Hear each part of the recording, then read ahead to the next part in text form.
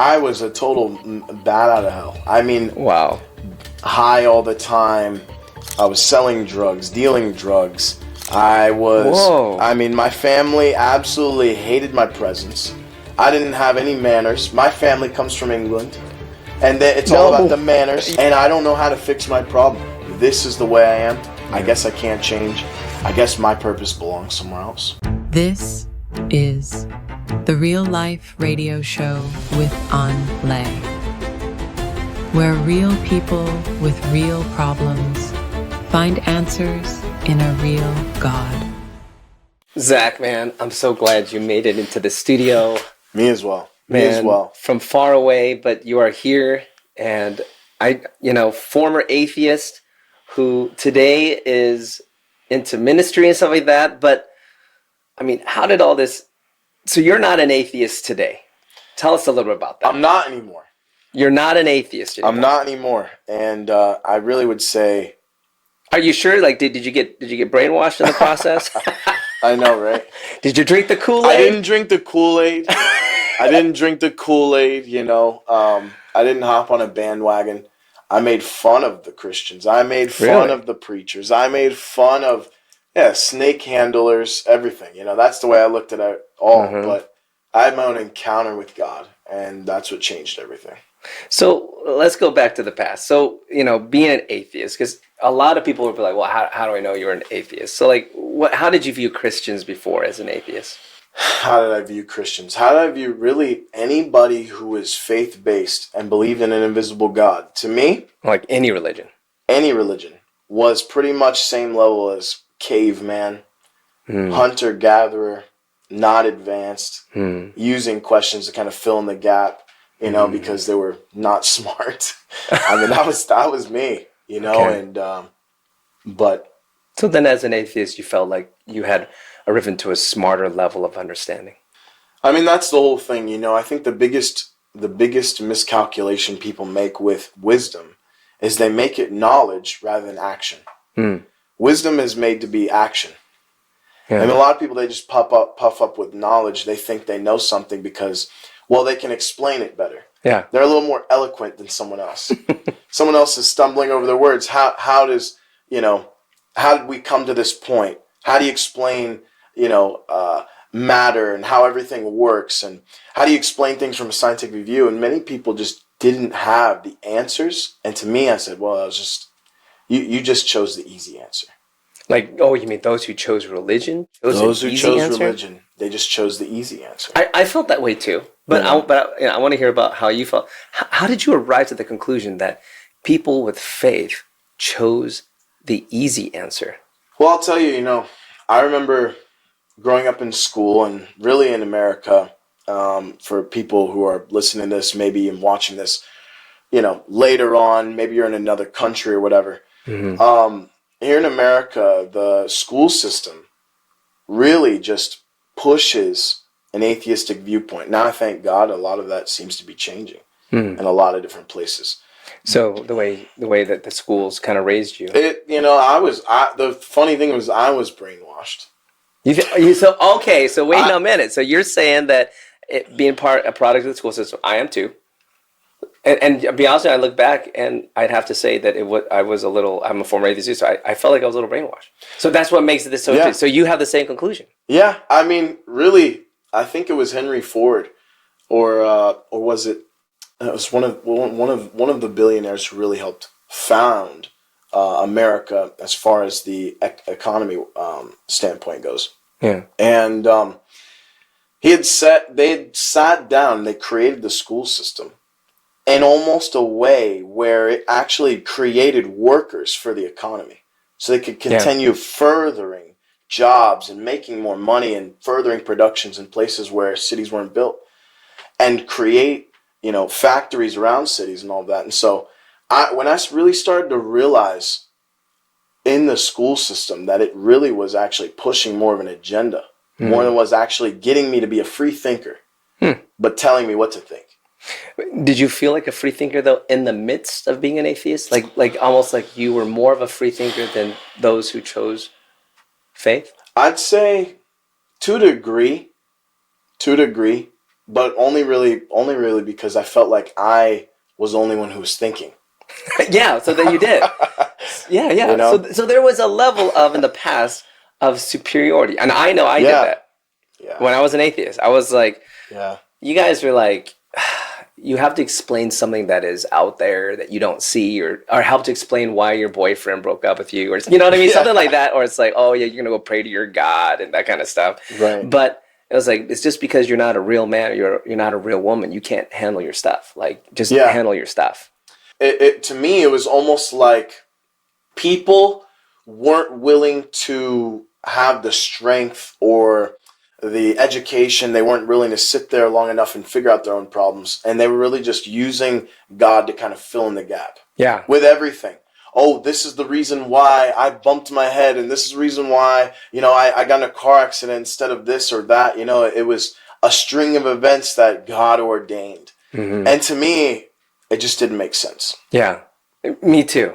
So it's the God of the gaps, which is basically, if you didn't know about it, it was God, but it's just an easy cop-out explanation where you didn't use science, or you didn't look into it to really see what the cause of that was. Exactly. Yeah. So that's interesting. So we're very same on that. Okay. So, but what initially led to this? So let's travel to the past. Like, so were you raised in an atheistic family? Tell us about how you grew up. No, I grew up in a really religious family. Oh, really? And okay, so you were rebelling. Oh yeah, big time. That was me. Hmm. I mean, I remember sitting in school suspension one time, and I'm sitting there, and I'm being told by my guidance counselor, "You are the poster child of what someone would never want their kids to become." Wow, man. Long dreadlocks. You did? You had? Oh yeah. All right. Yeah. Long. Wait, do you have a picture of that? You got a picture of that? Gosh. No. Not on me. But yes, yeah. I Okay. will. I'll send you some. It's right here. It's right here. We got it right here. Yep. Mm-hmm. You'll have to see this. This is what it looks like. Wow. It's like I was a total bat out of hell. I mean, wow. High all the time. I was selling drugs, dealing drugs. I mean, my family absolutely hated my presence. I didn't have any manners. My family comes from England, and it's all about the manners. Yeah. Your cup goes over here, your forks go over here, And what ended up happening was my mother, she was kind of like the black sheep of the family. She had me out of wedlock. Okay. So I seemed to be like the stain. Oh, man.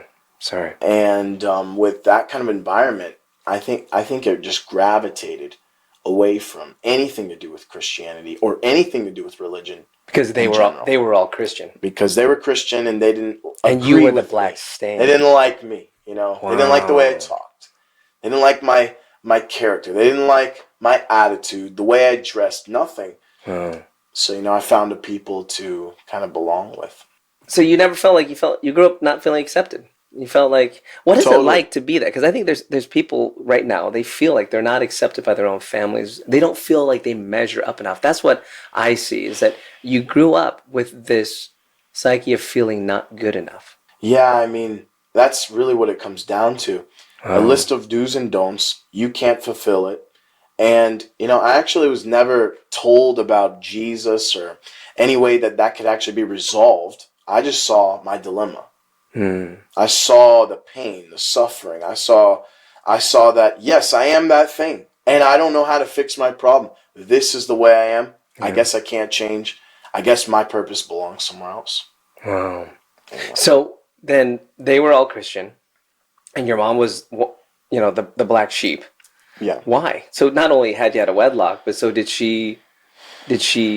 What was life growing up with mom? Where's dad? I mean, I grew up in a household where dad wasn't around. I didn't know who dad was. Okay, I see. I didn't know, and I remember when I was 6 years old, my stepfather coming in, and he came, and they were both smoking a joint, and they looked at me and they said, "You're not his son. Just wanted to let you know. I figured you needed to know this." I mean, who in the right mind, as a 30, some old, individual, looks down to the little baby child and says, "I think you have the cognitive ability to wrap your head around this. This is not your father. And so the question is now, Yeah. well, who is? You know, and I remember going to school and arguing with my teachers, you know, and one of the kids said, "Oh, so you don't have a dad? What do you think you are? Jesus Christ, born of immaculate Oh my birth?" gosh. You know, I think So that that's was how probably you one were. of the early So seeds that really that's painful because yeah, that was painful, that moment. yeah, it was. When it's like, by the way, this is not your dad. What did that do? What did that really, looking back now, what did that really do, that statement do to you when you were only that age? 6 years old, right? Well, I'll tell you what it did. It began to build a void in my heart, in my life, and I thought, you know, I guess I'm not worthy of having a dad. I guess I'm not like other families. And I began to feel like an outcast, not just in my own family, but around everyone. I see. I remember just drawing inward, going to such a negative place in my mind, always being afraid of like social whatever. And, you know, I just really began to form my own thoughts and paved my own way, even at such a young age. I remember at 11 years old, my stepfather walked out on me and he said, I'm sorry, 8 years old. And he looked at me and he said, "All right, you're the man of the house now. I'm leaving your mother." And you were kind of attached to him? And, I mean, he was the only thing I had. Dang, so he was like your dad. You know, so life was rough growing up. And you just left. Stepfather gone. I take care of my little sister. We didn't have enough food in the house. Mom could barely keep the lights on, the water going. I mean, I was a wreck. And I just wanted a sense of belonging. I just wanted to feel like a normal person. And I felt like everything around me was so unnormal. I understand that. Is that moment after you left that your family really struggled financially? Yeah, I mean, even probably prior, they were struggling financially. You know, he was obviously an extra income in the house, but in general, I mean, life wasn't really all that, you know, in a bag of chips. It was really a rough life. Like, Really were a you rough hungry? life. They were always fighting, abusing one another. Like this kind of abuse? Oh yeah, oh yeah. I remember, brother, on I was sitting there, and I was being threatened, screamed at, told that I couldn't call the cops. My mom's screaming from the other room, "Call the cops!" He comes in, crushes the phone in front of me. I was afraid. Like with his hand? Like came and totally just stepped on the thing. Oh, he just stepped on the phone? Totally just stepped on the phone in front of me. Because you probably wanted to call. I was calling, honey. Oh, you were? Oh, yeah. Oh, my gosh. And he's like, no, you don't. I mean, but this was like a weekly occurrence. Wow. I know. What does that do to kids when you see that? What did it do to you emotionally? In the moment, like, play that back. What was going on in your mind when you're seeing this? I guess fear, loneliness, torment.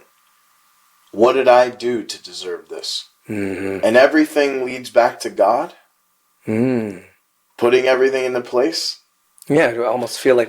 So did you? So it was a pray? wrestle with me growing up. Did you kind of pray and, like, in a sense, because, you know, as you're young, I used to pray that God would stop him? that God would fix my family. I see. That God would help. You know, and for many years, it didn't seem like he was listening. It feels pretty helpless. You couldn't stop it. And it's your mom. Did you ever try to get involved yourself? Or he's pretty, I mean, I remember one time I did get involved, and we were in gosh. a superstore, or maybe a Kmart or something like that, back when Kmart was around. Oh, yeah. Blue light And special. shows how old I am. It's okay.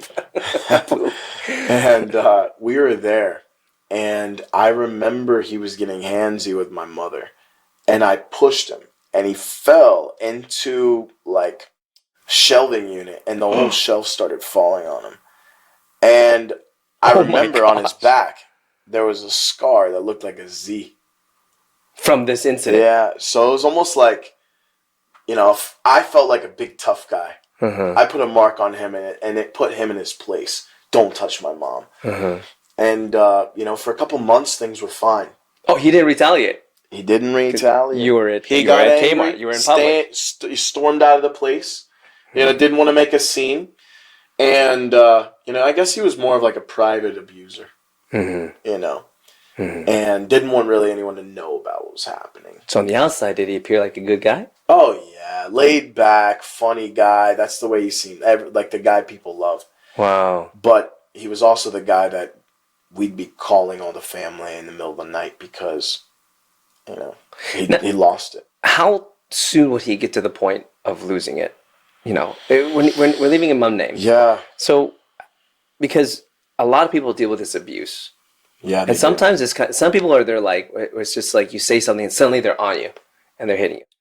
Or was it like a gradual back and forth, and then suddenly it would escalate to something like that? Tell us of a story of a fight that you remember against a child. Well, I'll tell you, I don't really remember much. Maybe you heard a lot of it then. But I remember sitting down with my mother, talking to her, and asking her, what was the problem growing up between you and him? Do you feel like you could do anything differently? Like usually people can, use their mind to say, hey, look, what's going on here? I'm going to A plus B equals C. What's the cycle? Let's take some of those pieces out. Let's figure out what's going on.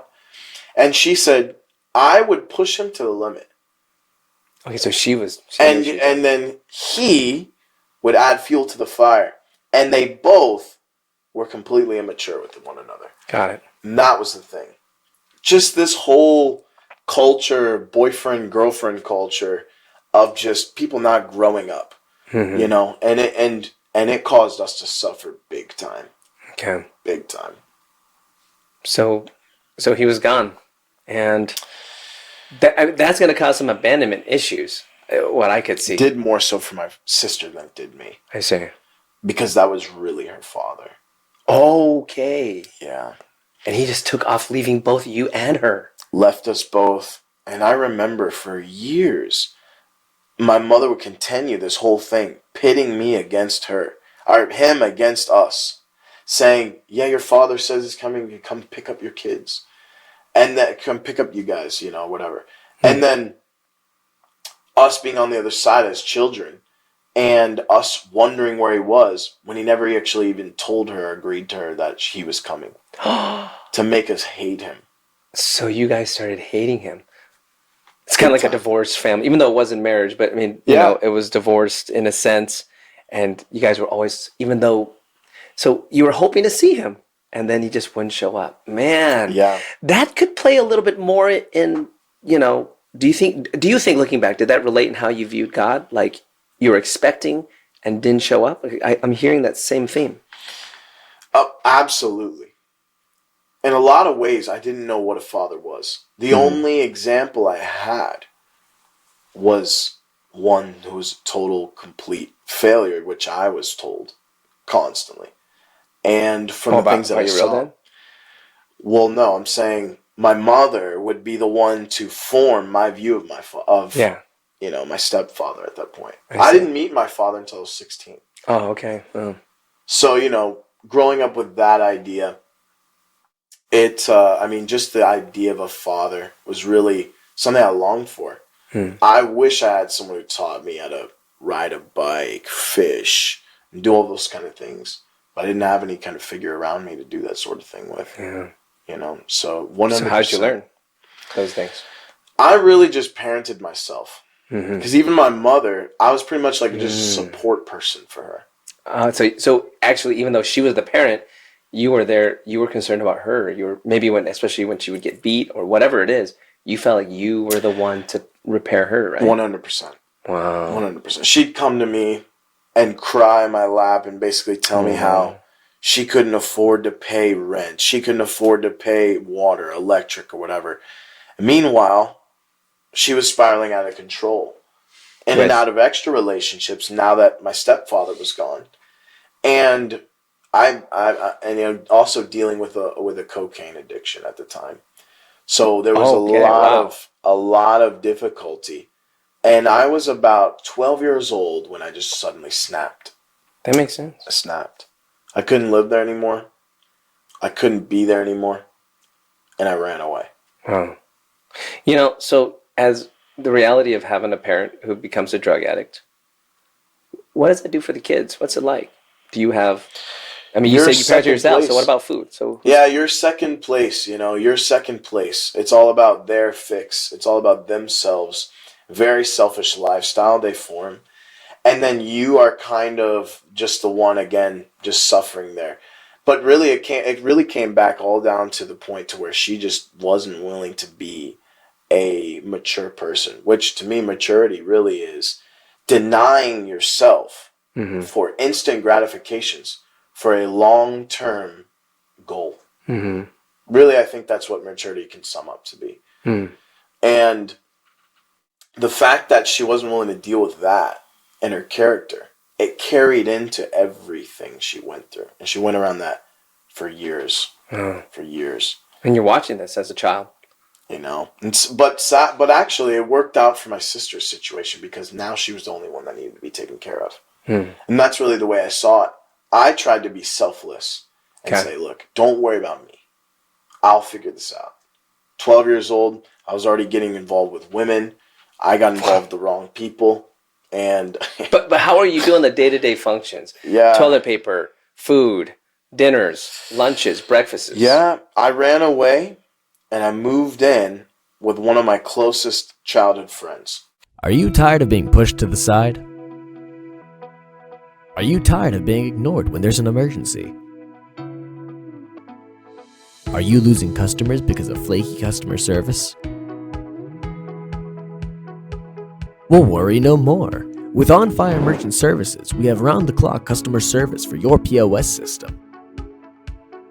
Just dial 1-877-333-6682, and you will find yourself in touch with an experienced technician who can fix your issues in no time. Payments not going through? Your screen is frozen? No matter the issue, On Fire Merchant Services is there for you.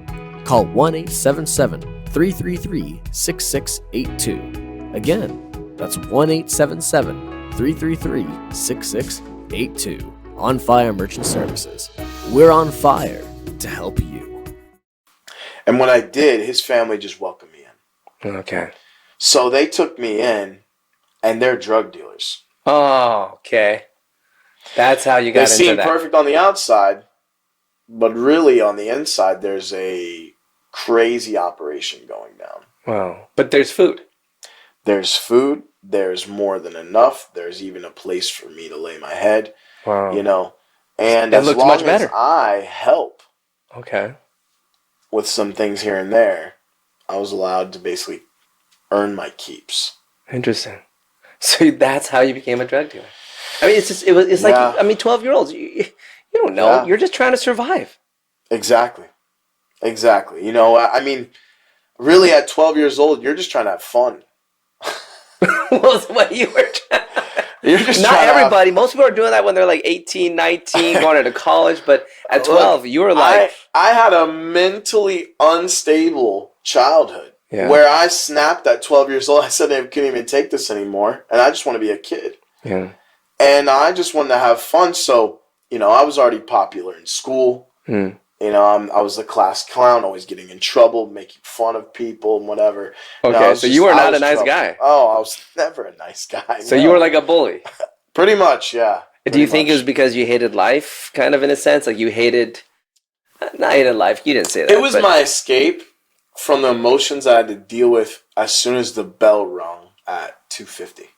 What were the... What From the emotions? rest of the night on, I had to go home to mentally unstable mother, abusing drugs. Is there going to be enough food? I have to cook the food for my sister. When is my mom going to be home? I mean, I just had a really dark... So you were stressed. Even just having friends over was an embarrassment. Like, I have no drinks for you. I don't know if the AC's on. I don't know if you can use the bathroom. Oh, wow. You know? So it's just very... That I can see. But so at school, life was good. And then now you're at this new house. And this new house...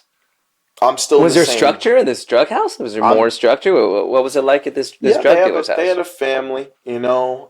The mother was a praying, God-fearing woman, which was a very interesting Wait, what? situation. Is she Look, into the drugs? The whole time I grew up, all I saw was hypocrisy with religion.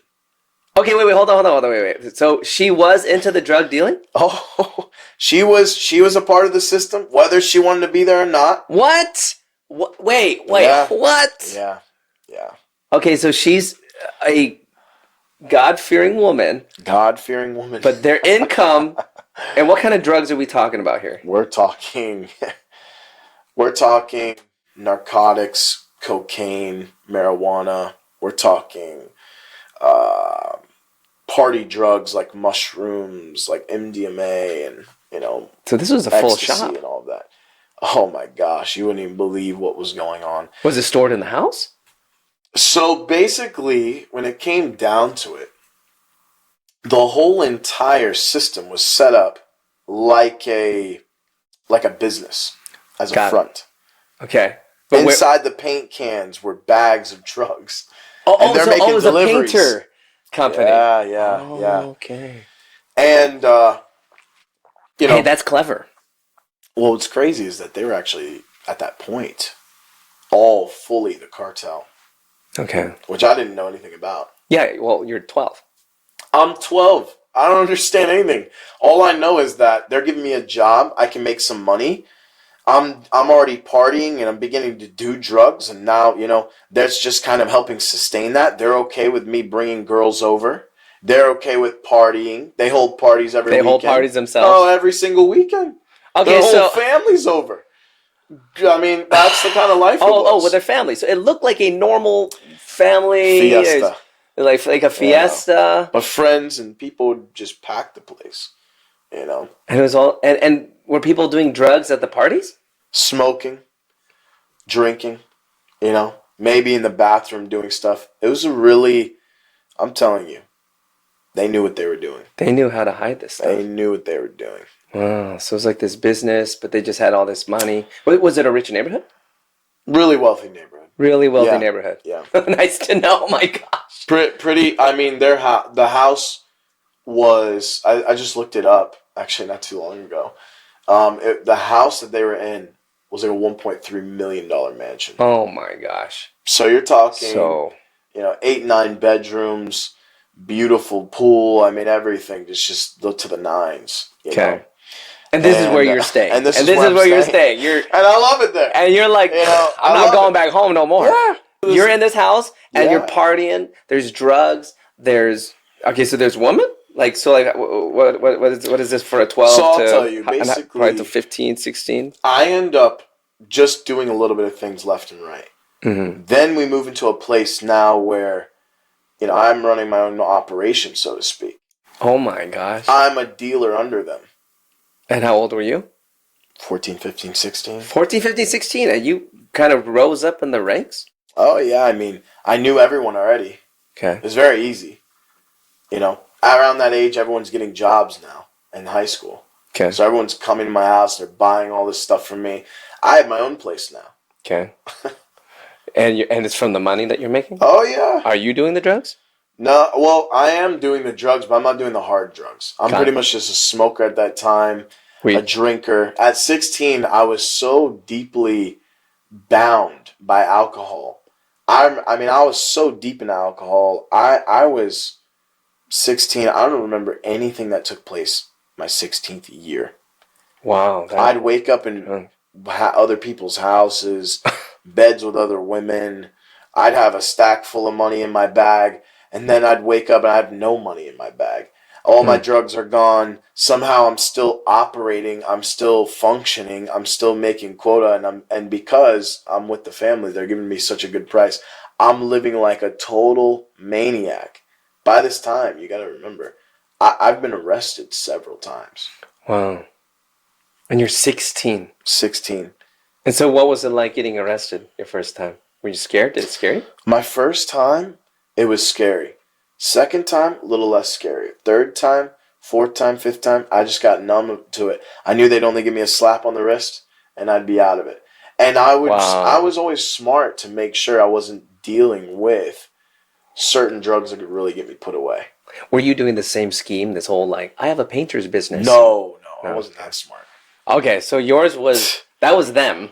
What was yours? Tell me about your whole scheme. Was basically a line of people lining up to my house like it's a McDonald's drive-thru. Okay. And just bagging out 15 bags. Everyone's there at once. And I'm just like, okay, here you go, here you go, here you go, here you go, here you go, here you go. Next. And that was my life. Okay. So the cops were really watching my house at that point.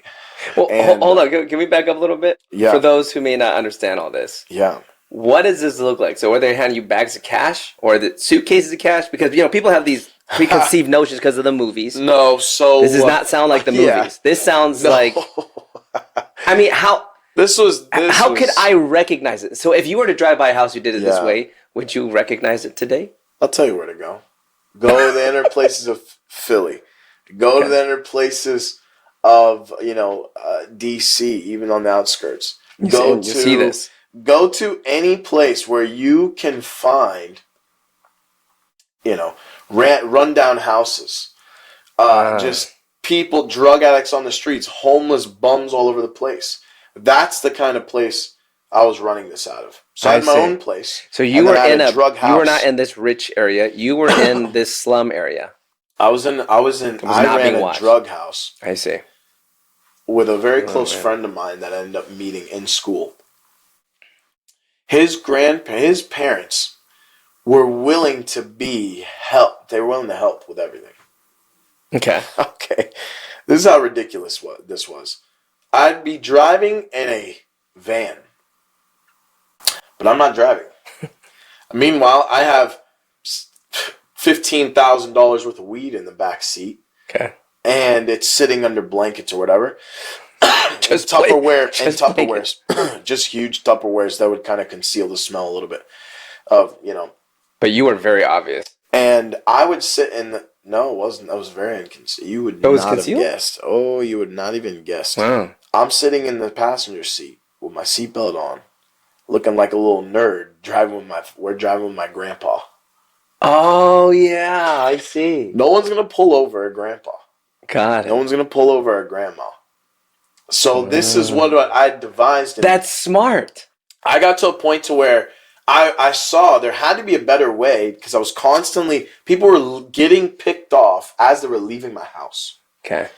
There would be cops staking out my house, cars leaving. I mean, it's very clear. All my neighbors probably calling the cops on me. Everyone knows who I'm at. I'm throwing parties all night long. I'm just acting ridiculous. But it's not my house. I pay for the bills. It's not my house, but it's my operation. Uh-huh. And so we get to this point where we're here. All that stuff's going on. And I realized there's got to be a better way to this. And I remember a friend of mine who was helping us supply some of the marijuana in that city. What he had told me is like, just develop other dealers. Get your users to become dealers. I see. Because that's how they got me. Okay, yeah. I had no money at 12. Yeah. But I wanted to party. Okay. So find other people like that. Here's some drugs, Here's some that you can sell and then piece this out for yourself, for your friend. Have a good time with this. Sell the rest. That'll pay for this. Mm-hmm. And make you a little bit extra money. And that was your pitch? So the same thing I was taught. I mean, I just went ahead and handed it over here.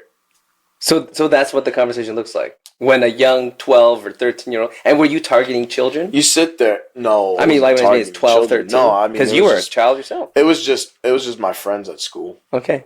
I mean, yeah. I mean, but so you were targeting younger... Yeah, we were all kids, Because you were a kid. Yeah. I mean, we were so all kids targeting kids. That's what this picture looks like. Pretty much. Wow. Pretty much. Like I said, school to me was an escape. Mm-hmm. So school at that point, pretty much at 12 years old, I mean, I only had up until, 10 years ago when I got my diploma and I went to college, I only had a simple 8th grade education, really. That was the last year I passed.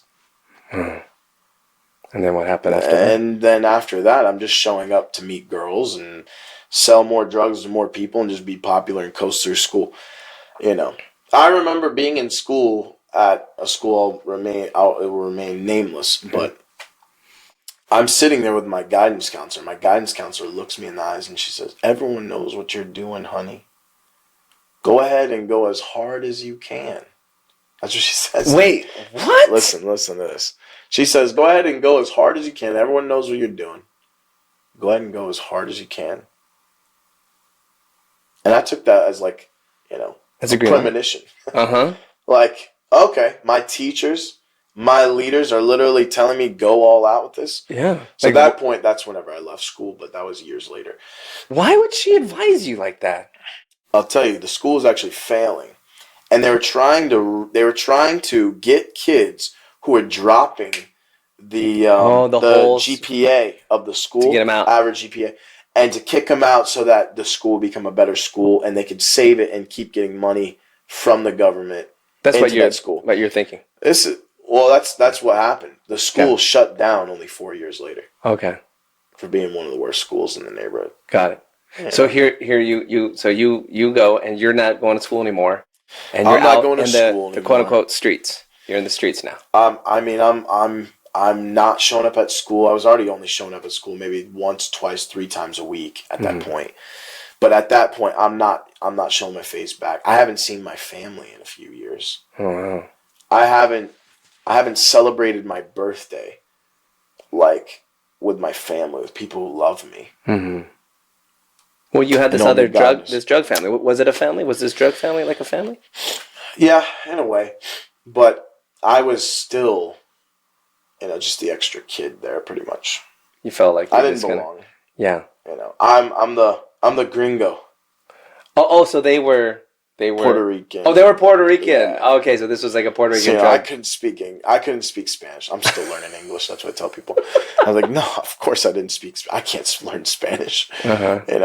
And I dropped out of school and whatever. Oh, And that's crazy. I felt like an outcast there. I always felt like an outcast everywhere. But I remember I had a teacher growing up until 8th grade. And he was a staunch atheist. But he was the only one that would listen to me and be there for me and accept me. Like a dad? Like a father would, like a mentor would. And he would teach you atheistic thinkings? He basically Teachings? would sit there and say, don't rely on God, don't rely on people, don't rely on your broken family, rely on yourself. Because all that stuff's just, it's a lie anyways. So he kind of fished me in through that. And that identified with you? Oh yeah, big time. Because I could be strong.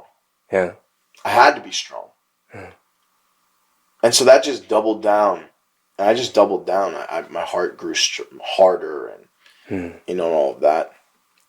It sounds like to me like how survival of the fittest. So you were not only a believer in that, you would live it out.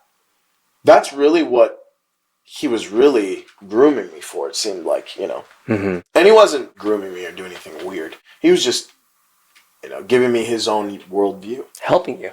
Helping me. And his idea.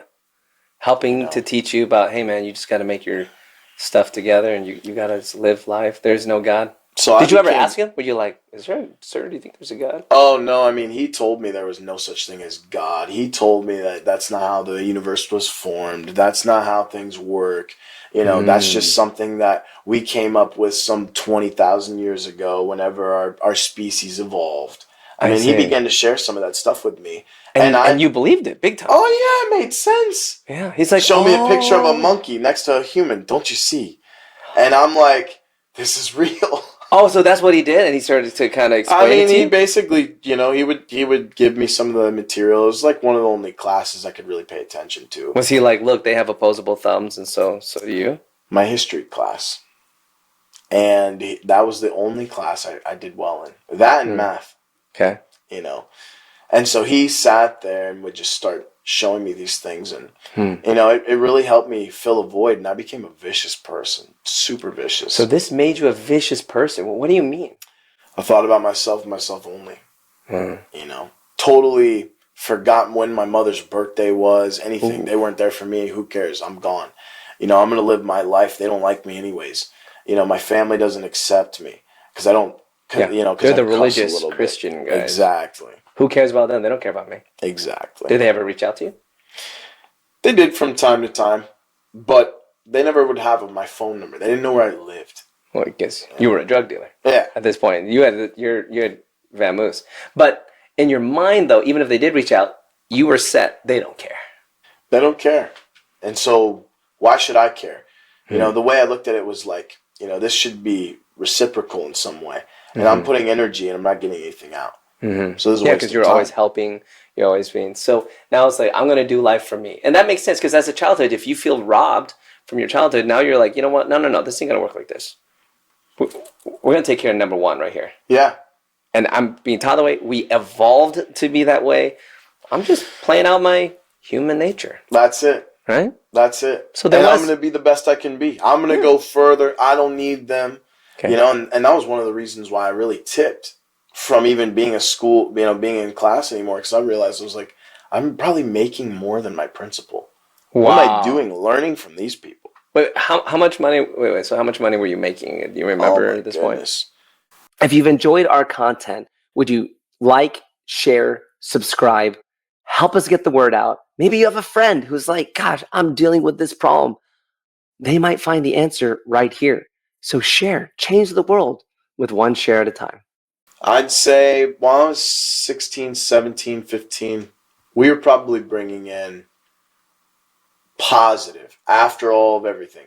Expenses. I was probably making around $100,000 at 15, 16, 17. You're making, and that was when $100,000 was a lot more than it is today. Oh yeah, that was 15, 16, 17 years ago. Oh my gosh. That's like being a millionaire today. Okay, so you were making $100,000 I remember as a 16-year-old. How does that make a 16-year-old feel? Because, you know, arrogant. So you were like, whatever, dude, just shut up. Smug. Oh my gosh. I dressed how I want, did what I want. Are you going to throw me out of school? Oh, you're going to lock me up? I'm going to bail myself out tomorrow. What are you going to do? You're not going to stop me. I'd kick the freaking window out while I'm getting locked up in the back of the police car. What? Just screaming, just acting ape, just ridiculous, you know. Acting you have ape. ADD, you have ADHD, whatever. You know? Wait. Who told you that? Oh, that's what the psychologists are trying to say? Well, that was actually what specifically they had said. My guidance counselor, they said that I was tested and I was supposed to take medicine, whatever. And because that's why. That's why you're a drug dealer. Yeah. They didn't know. That was the whole problem. Why I act out. This is why, you know. Yeah, but you were a drug dealer. You were making more money than all of them were making together. But I mean, it's always just, here's a pill, fix your problems. Like, that does nothing. You have to go to the root cause. So here you're going through life. You're living. You have everything that a 16-year-old would think they would need. Probably very popular with the ladies. You had a nice car. I remember I as soon as Transformers came out, the first one, I dreamt about a Bumblebee Camaro. Okay, yellow Camaro. Do you remember that? Mm-hmm. We're showing our age. Yeah. But yes. And I remember wanting that car so badly. And I sat there and I was like, that's my dream car. That's my dream car. And I'm sitting there one time. My friend goes, can't you just go buy it? I was like, yeah, I can. I can. And so I remember I went to the lot with my grandpa. Oh, yeah. And he really put it under his name and everything and just gave it to me. Dang, this guy was like a dad, but he worked for you. He worked for me. So you pay him. I gave him money, you know, but also like I'd flip out on him if he didn't do the things I told him to do. A 16-year-old boss just yelling at a 40-year-old, 50-year-old man. I was a monster. Wow. So you felt like you were on top of the world. You were very rude. Now, what about when there's conflict? Like, was there ever conflict where you didn't have, I don't know, you needed to pay somebody or you run it really well as a business? I so mean, there's look, no gun-to-gun conflicts, anything like that? And that kind of game, and that kind of lifestyle, you always have to watch your shoulder, look over your shoulders. And I had to learn through many different situations. I remember one time, a man, he had come, and he'd pretended like he was some guy that I met in the past, and he was buying some big significant amount of drugs. And this is his second time. And I said, I don't remember you at all. Like, get lost. And somehow he had gotten a girl involved with me and set me up. Wow. And I remember I was sitting in my car, the Bumblebee, and I had a Mustang pull up behind me, a truck pull up on the other side, and they pull out with guns, and then she pulled out a gun. And at that time, I had like $15,000 on me. I had like maybe like another like 8 or 9 grand worth of marijuana, and then I had some cocaine and whatever. And I remember at that moment saying, "Okay, this is it. I'm done with this. It's too much." You're like, wow, this business is not the one for me. I didn't want to look over my shoulder and not have to trust anyone like this anymore." Mm-hmm. But what happened with the situation was they went to get me out, and all of a sudden there was a bystander, and he started freaking out and said, "I'm going to call the cops," and they all left. Well, I took the girl, I pushed her out of my car, I slammed the door, and I left, and nothing went wrong. Okay. So I said, that was just crazy thoughts. Mm-hmm.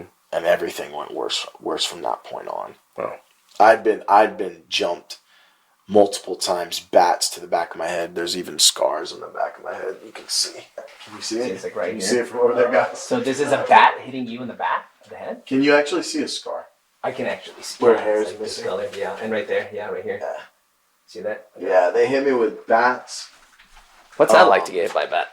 Oh man, it's like, Were you high at the time? no. Oh no. No, all of a sudden your blood's just dripping all over your head, and your adrenaline kicks in, and you're fighting for your life.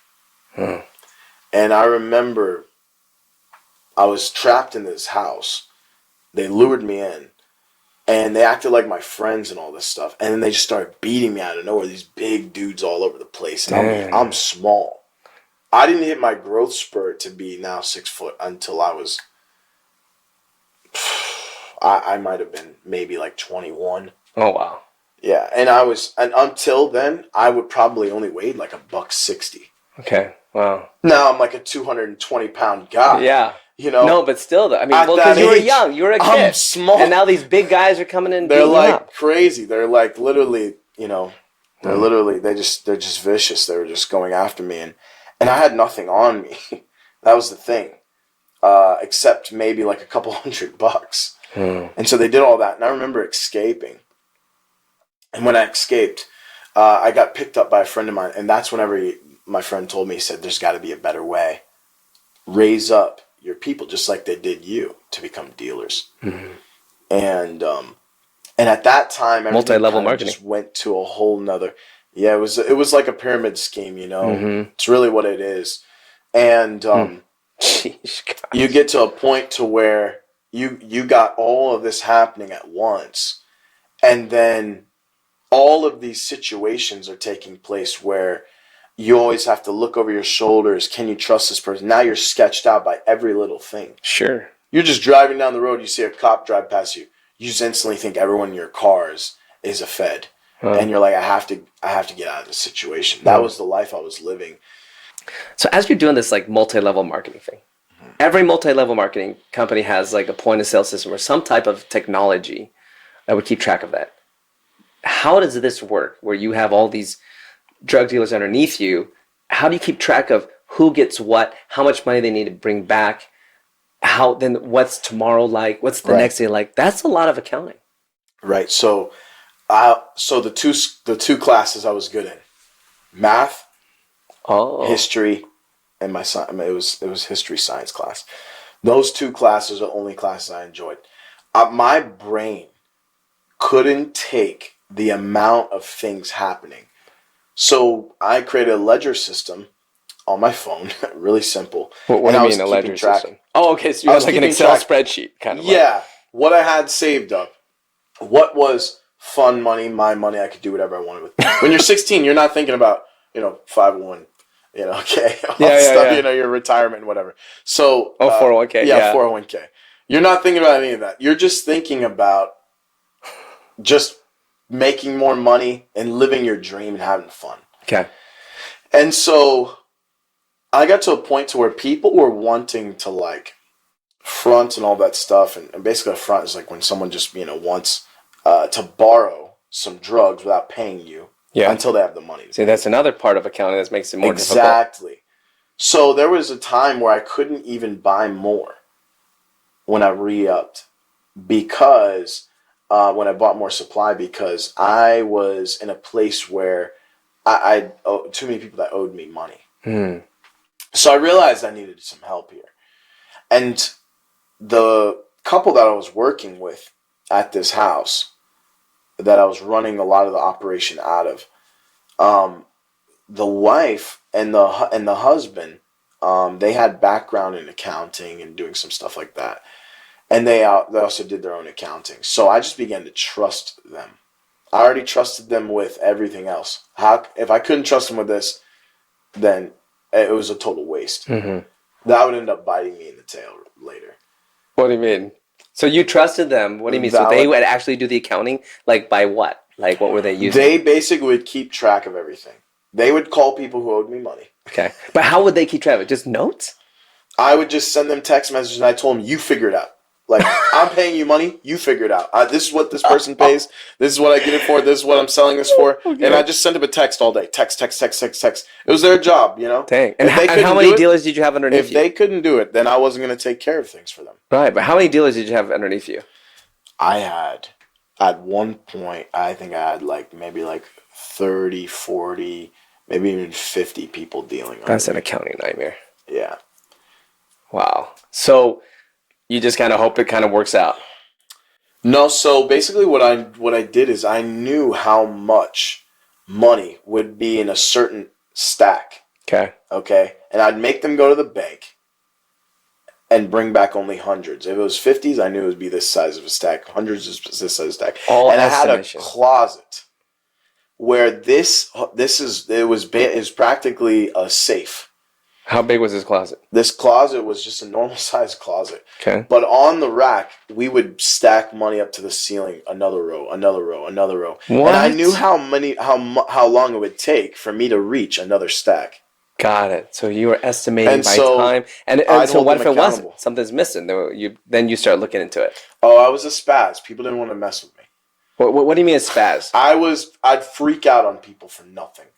Oh. I'd say, I'd just freak out. Oh, you're making me spend $10 extra in gas. Meanwhile, I have $50 grand in my closet, But that was the way that I could. So is fear.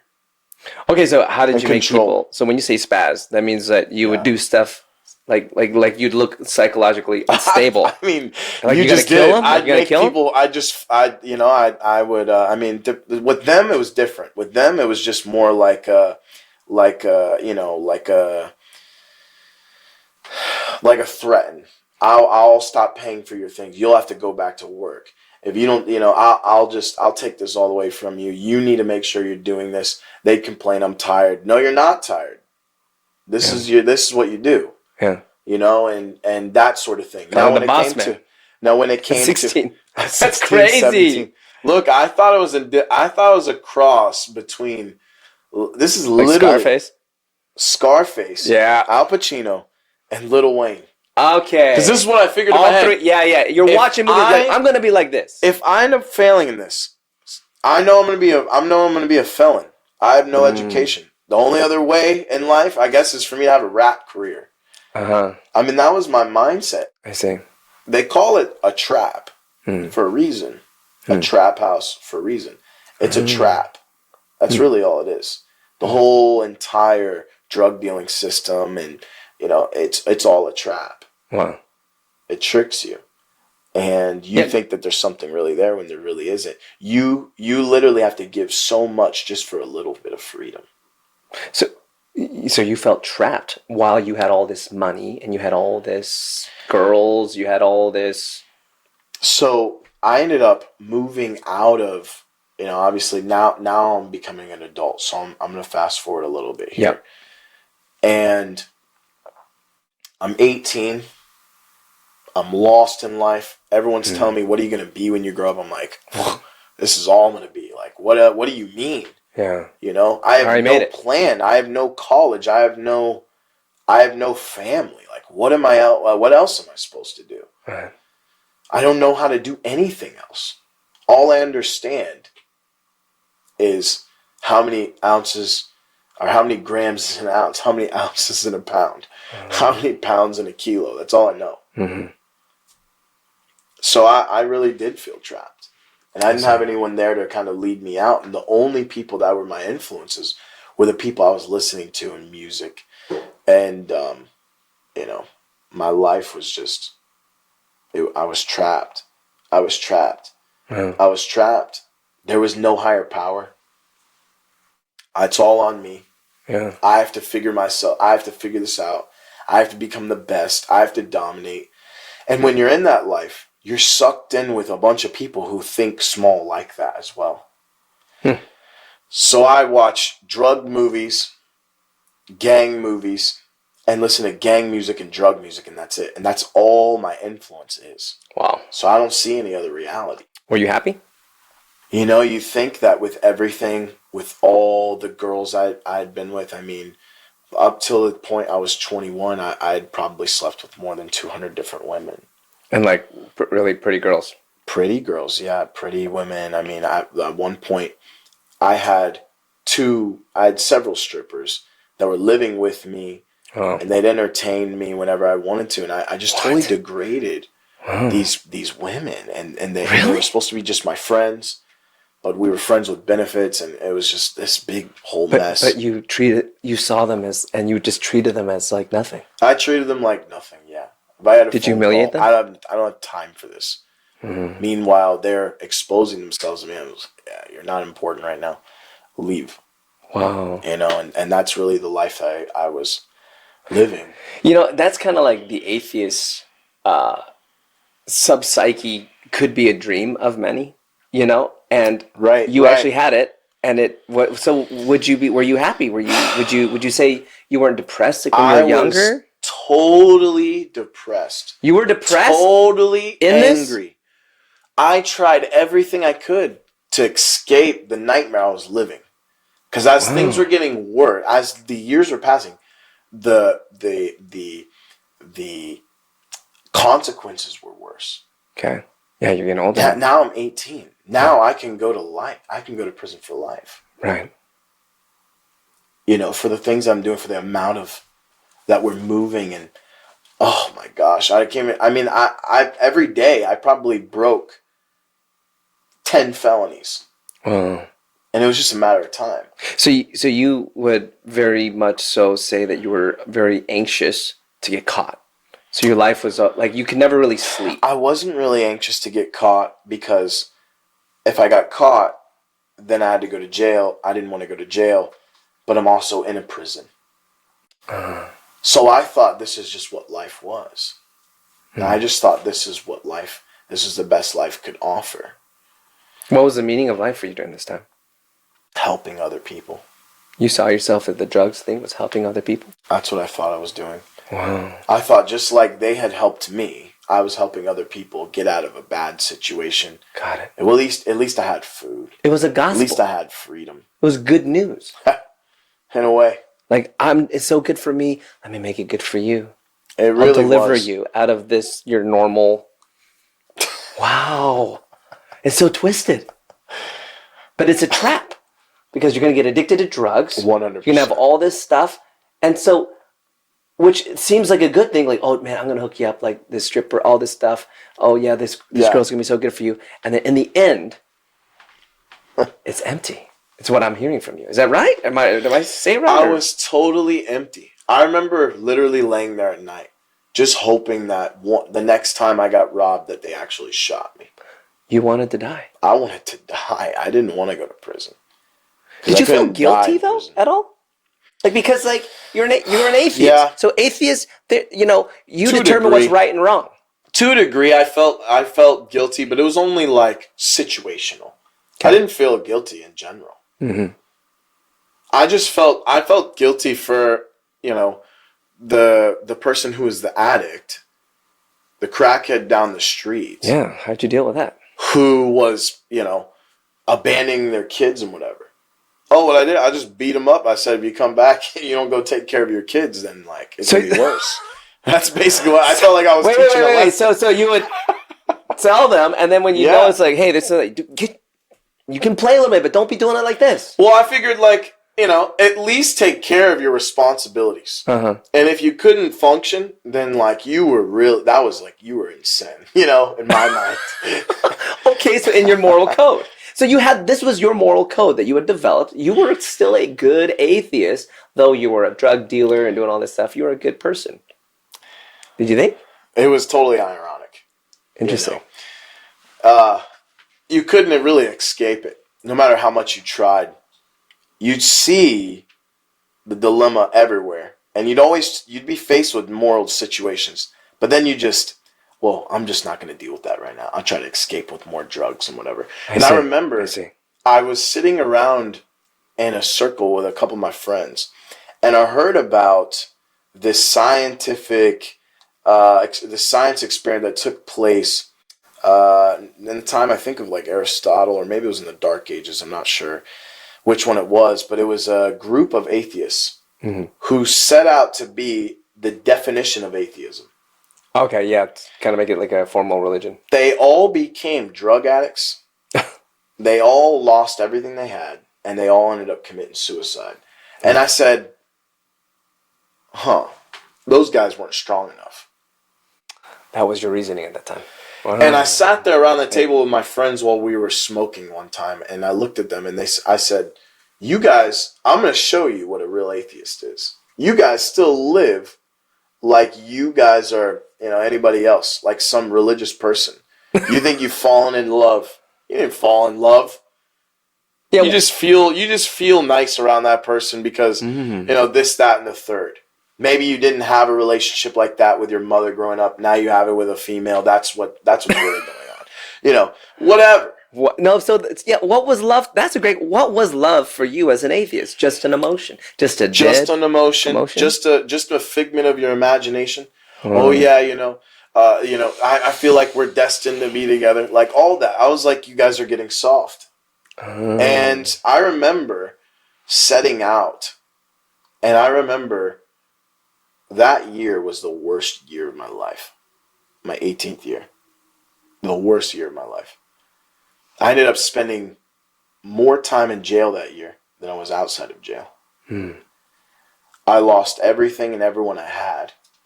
I became an addict. And I became so broken inside. Gosh. And the thing that I hated the most, I became. Yeah. With my mother. What do you mean? She was an addict. She was a mess all over the place. I became myself. Oh, because deep inside you had this goal that you would not become her. But I became so broken on the inside. I remember showing up to a Bible study one time. And as I sat there, something was different about the way they described. Why were you going to the Bible study? Because I just felt so hopeless. I would constantly just laugh about committing suicide. Wow. I just laugh about it. I just joke about it with my friends. Yeah, we're gonna, I might as well just end my life, And they would laugh with you. Yeah, and but then deep inside you'd be like, I wish they weren't laughing. Like, I'm so serious. I'm so serious. And I went to this Bible study. Just didn't really want to be there. I kind of went there just really to make fun of people. But I said, maybe there is something. Whatever, we'll check it out. But I kind of just didn't really take that thought serious. And I went there, set out to really make fun of these guys. And there I just heard Jesus in a way I'd never heard before.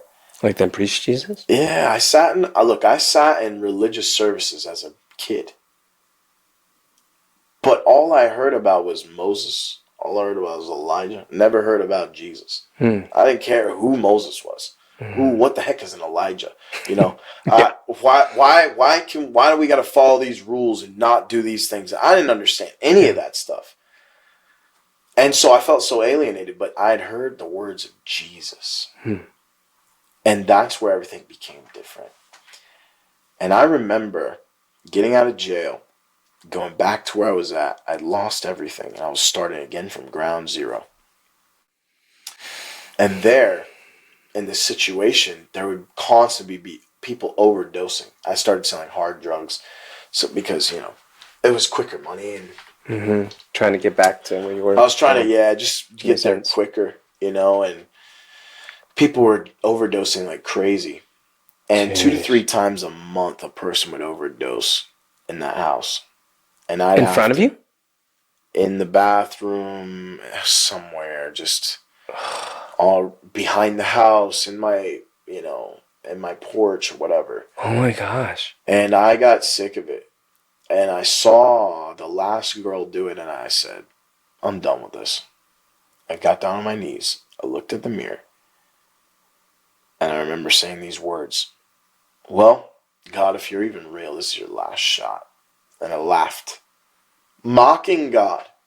You laughed. I laughed. Like, didn't take the thought serious. I pulled my gun out of my sock and I put it to my temple. And I pulled the trigger back. And whenever I went to fire that thing, I smelt the gunpowder. I heard the bang. Oh my gosh. I felt the kick of the gun on my skull.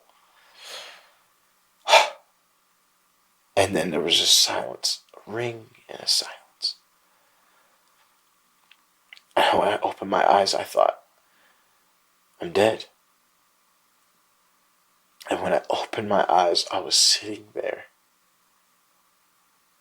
And the gun was next to my head. But the barrel was missing. In pieces on the floor was the barrel.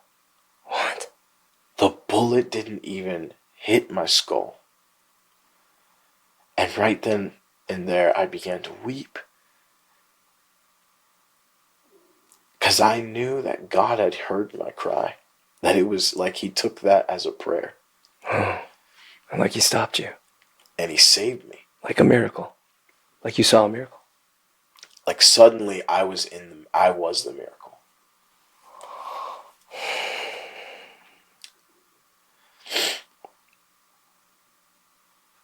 Wow. I didn't want to live anymore on. Yeah. I was sick of the darkness. I was sick of the psychopath kind of mindset, and just the lifestyle was just crazy, unsustainable, crazy. And right then and there, I began to feel something I never felt before. I felt what's talked about in the Bible as the presence of God. You felt it? Like where? I felt like all of a fingers, sudden heart? in the room. In the room. I felt all around me warmth, coolness. This house was ran down. There was no AC in this house. It was a drug house, ran down, just dump. Wow. And then all of a sudden I heard him speak to me. Now, I was never the kind of person to like speak to myself, internalize things, have any kind of, I never had any bad trips, so to speak, where I'd encountered anything like from another, I don't know, there's all this stuff out there. Yeah, you didn't ever hear voices before. I never heard any extra, nothing like that. I'm sitting there and I hear a person speaking to me. And it made the hair on my back and my neck and my shoulders and my hands stand up. And it said, 2,000 years ago, I gave up everything for you. Oh, man. If you don't want your life anymore, I have a life for you. That's amazing, Zach. And tears just streamed down my face. Why was I being given a second chance? I mean, the most foul place I thought I could be. I mean, a person can be serious. Didn't care about anyone but myself. Just ruined everyone's life that was ever near me, friends, everything. And right there, God is there for me. Yeah. All of a sudden, I began to replay that message in that Bible study. And something that he said to me stuck out. He said, on your worst day, God gave his best. While we were yet sinners, Christ died for us. It's almost like God brought that to your remembrance. So he's speaking to you. Because you're an atheist. You're not supposed to hear God. Miracles aren't supposed to be real as an atheist. Exactly. Later, I find out, with this gun particularly, there's only 2 manufacturers that make these bullets in America. And both of them guarantee the gun that if it breaks or whatever, you just send the gun in, they'll send you another one back. 1 in every 6 to 8 million bullets or so that are printed had this issue, this faulty issue, where the bullet would roll in the barrel and cause the metal expand and break. In that moment when I thought, well, if God is real, he's too busy for me. Yeah. I had that thought too. If God is real, there's billions of people. There's probably more life forms out there. What would he be even thinking about me? Yeah, I thought the same thing. I mean, of all people, me? It was like God spoke to me in that whole moment. That I wasn't just thinking about you. I was deeply connected with what was happening. Yeah. And I didn't just see you of the midst of billions. I saw you one in millions and billions. Is how God saw you. And I realized that's the way God sees us. And from an atheistic view, I always thought, well, if God is real, there's only the supernatural or whatever, these high gurus. They're the ones, they have to do X, Y, Z just to get a relationship with God. Yeah. There would be all these requirements. Yeah. But I realized the only requirement was just to look to his direction. And everything could change. That must have been quite euphoric to be in the presence of someone, first of all, you didn't believe in. It was. Did you feel like you were going crazy a little bit? Did you question that? So, let me tell you what. I began to just encounter so many supernatural things when I was not on drugs. I cold turkey stopped. After all this. my addictions were gone. Wow. Sex addiction, drug addiction. I just wanted God. It was the most cleanest, most purest kind of experience that I said, whatever that is, I have to have more of it. It was like I felt complete. Everything I'd been chasing after, all of the weights suddenly lifted. All the shadows me thinking someone's looking, guilt, fear, me looking over my shoulder from this, that, and the third. All that was gone. Just like that. Totally gone. And I couldn't explain it other than that God was there. And I was really just starstruck in awe. And, that was, I guess, one of the things that I think a lot of people take for granted is just that God is really simple. Mm-hmm. And when I thought people were just simple-minded, they really just found the simplicity of the gospel. Come as you are. I'll take you as you are. You understood it at that moment. Were you kind of like shocked a little bit at that? Was it a shock that everything you thought was false suddenly became so real? Did you realize in that moment you're like, wait, I was wrong? My whole world was shooken at that point. That's what I'm getting at. And I had questions and all of that. But somehow the presence of God silenced so many things. It could wait. Mm-hmm. Mm-hmm. It could wait. Mm-hmm. And I think that was one of the things is that I realized how all the highs I've been chasing, relationships, whatever, knowledge, drugs, money, none of that even compared. Really? Even cocaine and the highs of cocaine? Nothing compared. Nothing. nothing. Because cocaine, you have a mess now. It's all over your face. Now you're a little strung out. You're acting like a retard, You're like, what's going on? My head's all over the place. And here I am. And I'm like, I have nothing dirty, nothing. Wow. I don't have to look over my shoulder. Mm-hmm. I said this, I want more of this. Wow. It gave me a sense of wholeness and healing. Yeah. Like I'd never had before. When you say healing from like the pain of the past? Everything like everything just totally went away. It was like literally there was a solar eclipse. And like the sun was beating down life, worries, cares, drama, issues. And suddenly something was holding that back.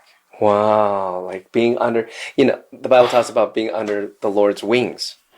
Something like that? Psalm 91. Yeah. That's how it really felt. I felt like I was I felt like I was protected. I feel like all of a sudden my life was at peace. And even though everything looked chaotic on the outside, pending charges, issues, people overdosing, I'm literally there, but I don't care about anything anymore. Mm. And you're able to walk away from this because, that is actually nearly impossible once you're an addict to walk away from this. People say once an addict, always an addict. Without how badly I was addicted, brother, I literally, I should have been dead. Yeah. For how much I had in my system, how much I just cold turkey stopped everything. Oh my gosh, it's already dangerous. Cold turkey stopped everything. It was a miracle. So you're saying that faith in this Jesus. Now, and how did you know it was Jesus? Well, I kind of put two and two together whenever it had said 2,000 years ago. Uh-huh. I made this, I did this for you. So I in my mind, I just sat in this Bible study, had a clear, clean gospel presentation. They shared, to come forward and whatever, but I just got up and I walked away because I was a little embarrassed. I was a little insecure. I see. And I very little do I remember growing up in church hearing about that message. It was always about, some other Bible character, mm-hmm. and none of it really resonated with me. Mm-hmm. And I just found myself in a place where, it just never really, I didn't know any of the facts. I didn't know anything about it. I mean, I know a little bit here and there. I remember there was a bit of a time where I actually did seek out different kinds of religions, trying to figure out different things. But, what I realized at the very end was that what I encountered was very real. Mm-hmm. And what I felt like I realized almost in a moment was that to not believe in him would have been difficult from that moment on. Mm. To just think all of that was just random happenstance. I mean, for the gun to break in my hands. It doesn't make sense, But the biggest thing is that it's not just the gun moment. That was just the sign that spoke to you. But what I see is that, but to leave the drug addiction, how many years have you been set free from drugs? It's been, oh my goodness, it's been like 14 years. Okay, see, so that right there is a sign. That's a real scientific sign for those of you guys. Let's make sure this. So you would say today that your faith in Christ has empowered you to overcome your quote unquote sins and addictions and things that were destroying you. 100%. Faith actually made everything complete in my life. Like just everything, even beyond the drugs, beyond the addictions. It brought peace into my life. It brought freedom in my life. I didn't have to worry about myself on how the future was going to be taken care of. I didn't have to worry about, a house over my head or really anything. I knew that if God could do that for me, he'd do everything. I see. So it's interesting because before you always thought you had to do everything, which is so much weight. Exactly. And so now for these numbers of years, you've put your life in trust in God. Has it worked? Did you fall? I've made more money. I've seen more success. I have more peace in my life. I have more friends. I have more purpose now in my life than I ever could have achieved outside. That's awesome. of doing this right now with God. I mean, it's changed everything for me. What's your purpose today? Everything. What was the purpose that God gave you? I mean, he gave me the gospel, and now I shared it all around the world. I've shared almost to 4 million people.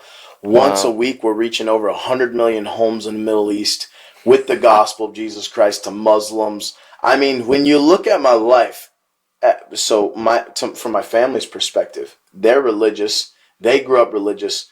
They see my life as like the example of some big person who is running a ministry, like Billy Graham or something like that.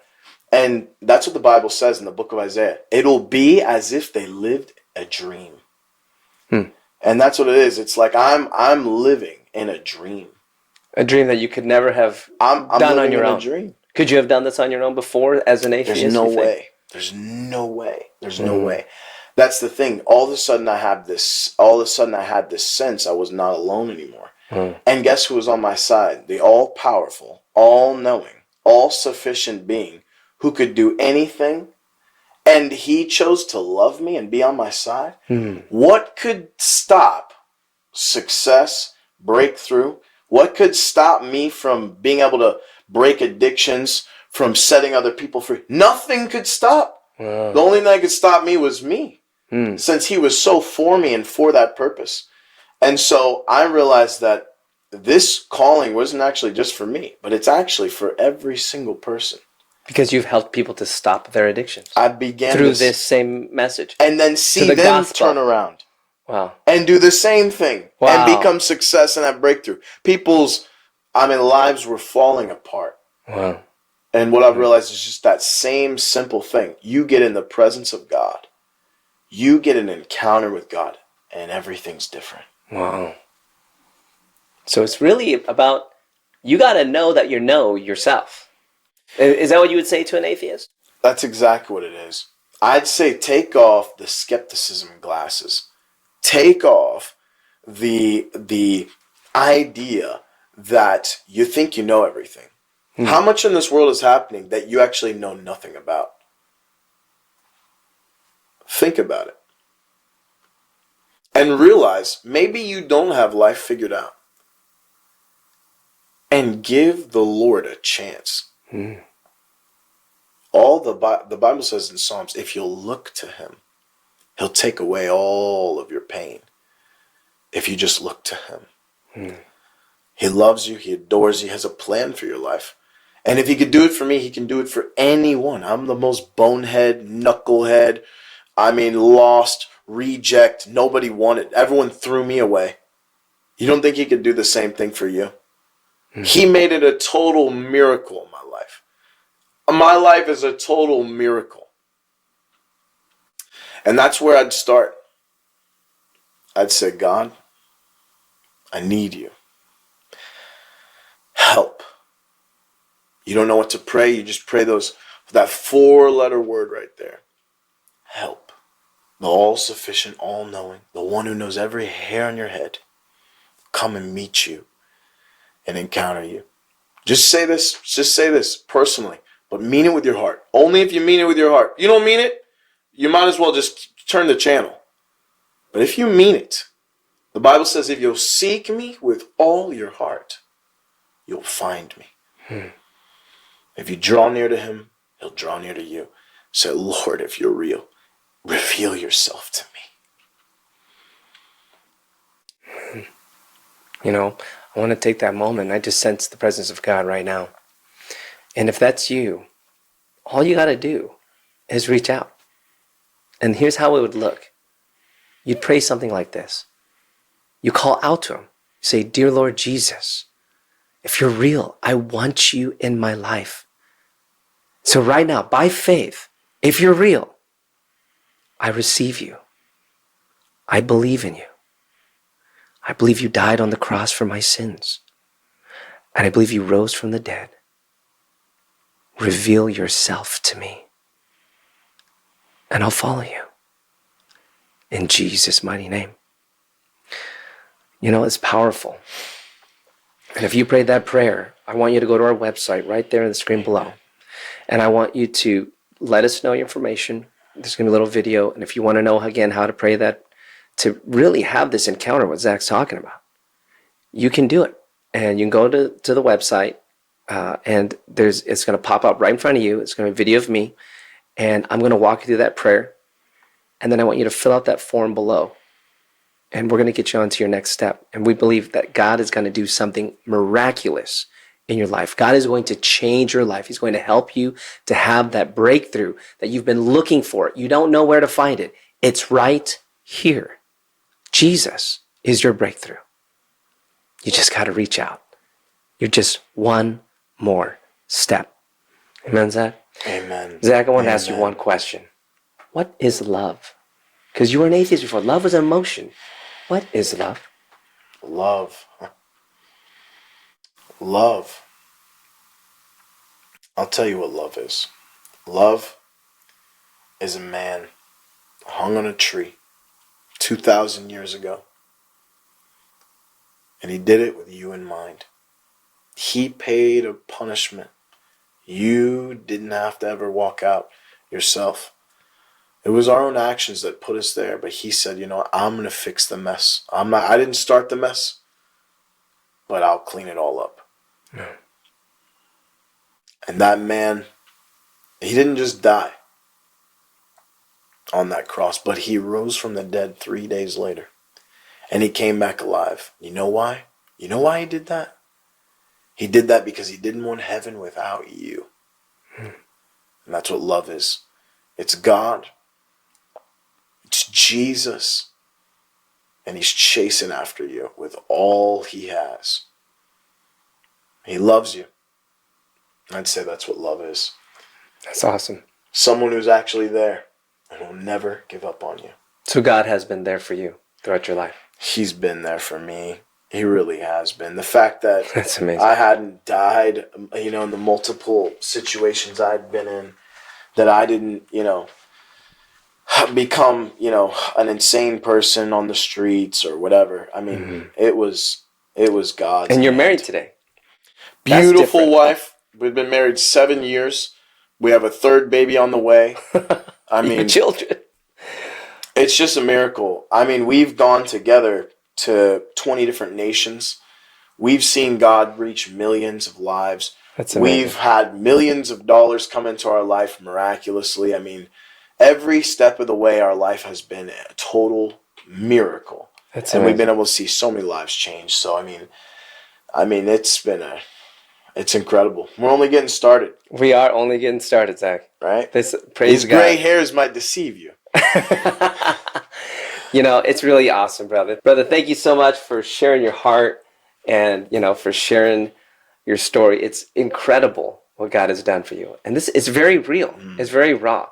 And if God can do this for you, I believe that he is doing it right now. Do it for anyone. For anyone. Just call on his name and you shall be saved. Doesn't matter what kind of pit you're in, no matter how deep you are, no matter how dark it seems.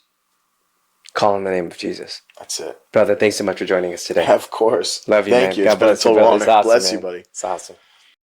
If you accepted Jesus Christ as your Savior, we want to say, welcome to the family of the kingdom of God.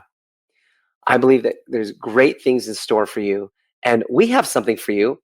If you go to our website, therealliferadioshow.com, fill out a quick form, takes you like 20 seconds, and we want to send you something, and we also want to keep in touch with you and see what God is doing in your life from here on out.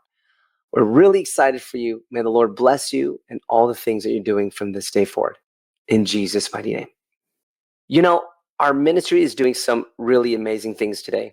We have an orphanage in Uganda. We do gospel events where thousands of people get saved, miracles break out, the power of God shakes the nation. It's powerful stuff that happens on the ground there. We also do things like have powerful testimonies where we are advertising in secular Christian radio, and we're getting the word out that Jesus has real answers to real problems. But we can't do that alone. I'm really asking you to consider partnering with me, partnering with us and our ministry to see something happen historically where we're going to see a great awakening happen to the whole wide world.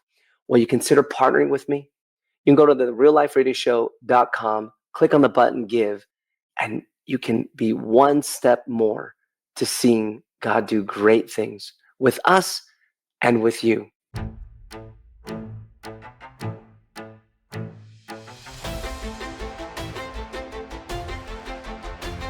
Subscribe to our YouTube, Instagram, Facebook at The Real Life Radio Show. If you have given your life to Christ, we would love to hear and give you a gift. Go to our website, therealliferadioshow.com.